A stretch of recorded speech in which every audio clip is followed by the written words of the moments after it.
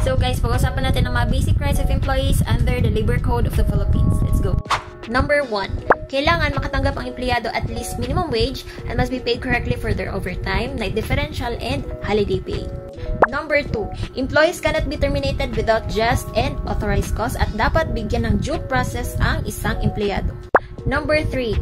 Normal working days and rest periods. So, ibig sabihin, ang normal working hours sa isang araw ay 8 hours. At mayroong at least 1 hour break per day at sa isang linggo ay meron siyang isang araw na rest day. Number 4, right to self-organization and collective bargaining. May karapatan ng isang empleyado na bumuo o sumali sa isang union or isang grupo. Ito ay tumutulong upang ipaglaban ang mas magandang sakuran, benepisyo o working conditions sa pamamagitan ng collective bargaining o pakikipag-usap sa employer bilang isang grupo. Number 5 is right to safe working environment. So, dapat magbigay ang employer ng safe and healthy working environment alinsunod sa occupational safety standards.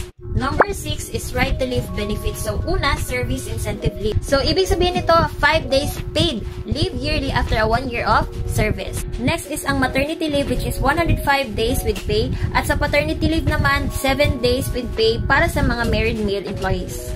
7 is right to equal work opportunity. So, ibig sabihin, dapat walang discrimination sa trabaho base sa kasarian, edad, religion, political belief, or social status. And lastly, right to receive the 13-month pay. So, mandatory po na makareceive ng 13-month pay ang rank and file employees who have worked at least 1 month in a calendar year. So, guys, if you want more chika with me, follow me and I'll see you on my next video. Bye!